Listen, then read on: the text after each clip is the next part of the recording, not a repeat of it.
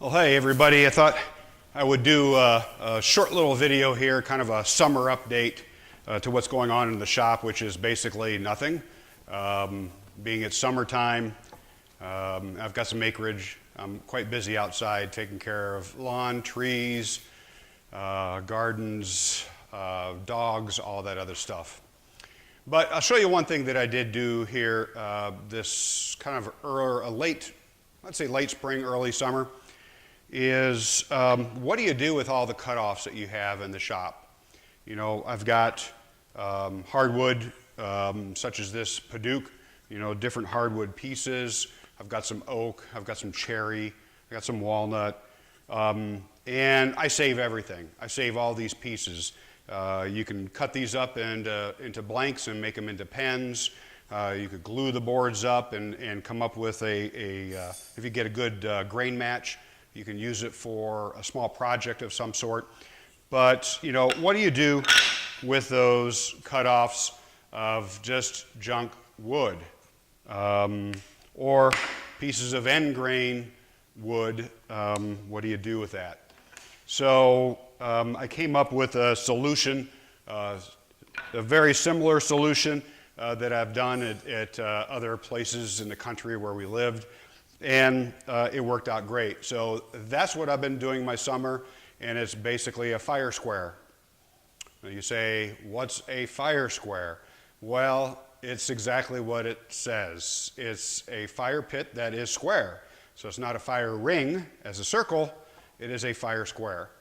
So let me kind of show you a little bit of what we were actually doing. This is a project that my wife and I were actually working on together. And to start off, you can kind of see we dug an area. We did an area about 16 by 16. And you look at that and say, wow, you know, how'd you dig that? By hand. But it wasn't me. It was my wife. She dug that by hand. She looks at that as exercise. That is a sick woman, I can tell you. But yeah, she actually did dig that by hand. Once we dug that by hand, then we went and got a load of dust. It's called stone dust. And I did something different, and I've done this before, and it worked fine.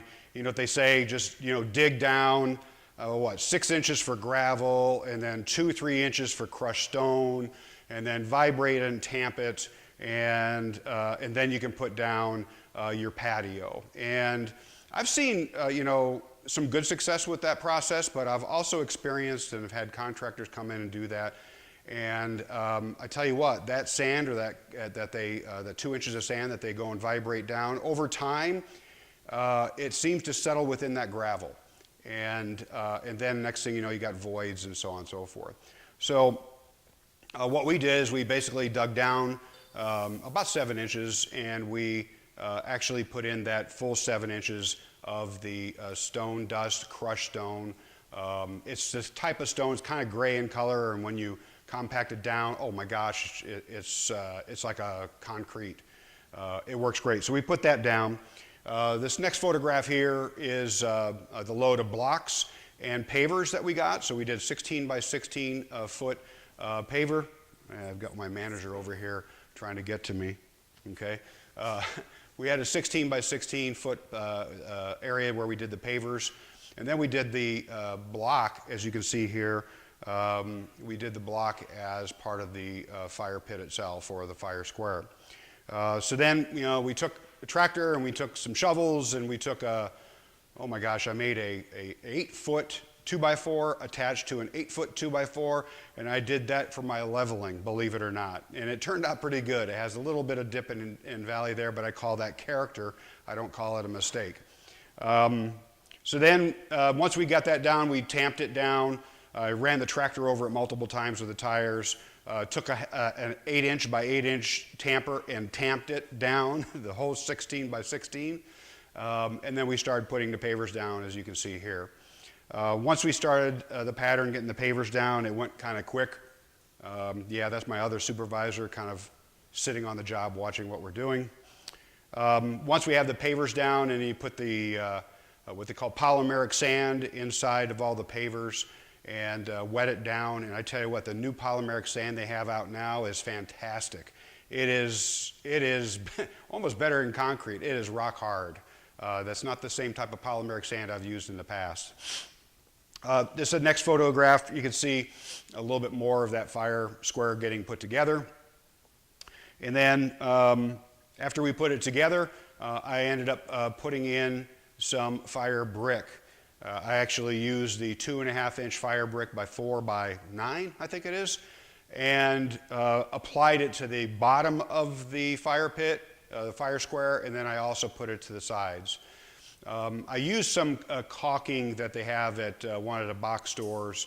I think it's called High Temp. It's made for furnaces and chimneys, and it comes in a tube so you can kind of squeeze it on like like caulking.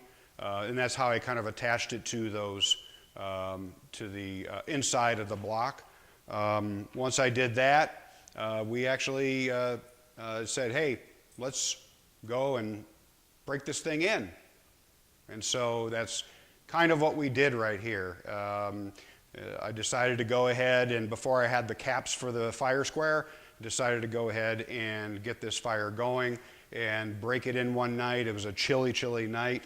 And it was really, really nice to be able to take that chill off and start that fire. And with that fire brick inside there, boy, does that ever radiate the heat.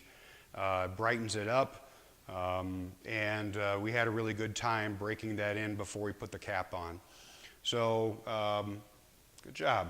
It looks pretty good, doesn't it? And then the final finale, this is what it looks like. This is the final fire ring, or fire square, I should say. And that was our kind of a early summer project outside. The rest of the time is just keeping up, like I said, with the lawn and weeds, and now Japanese beetles, and everything else that goes on, including a full-time job. So anyway, let's quit talking here in the shop, and let me take you outside, and we'll kind of take a video around the fire square. So here's the final product. You see, I've put on the it's a concrete form. They come in 30 inches by 15 inches deep, and I wanted to have at least a couple inches of ledge along the sides. It worked out perfectly when we put these blocks together and said, okay, we wanted to have like a 4-foot inside diameter, and we did it dimensionally. I can't believe how it turned out perfectly for these slabs of gray concrete. There's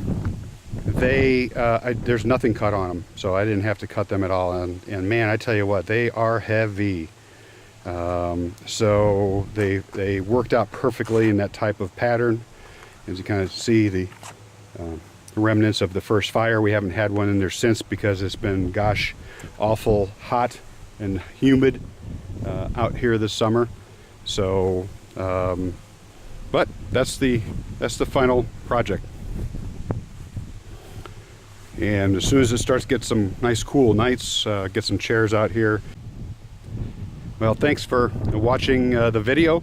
And I know it's not woodworking, but I tied it in talking about my cutoffs. And again, I say I save all my cutoffs into 2 different barrels. One's for the hardwood, mainly hardwood, that I could use for small projects. But all my other scrap I throw into a barrel, and now I can use it as starter wood and burn it. So thanks for watching the video. If you liked it, please give me a thumbs up. And stay tuned. I do have my woodworking projects lined up to go, but as soon as I can kind of cool it with the outside work stuff, I can get back into the shop in the evenings. Take care, everyone. Talk to you later. Bye.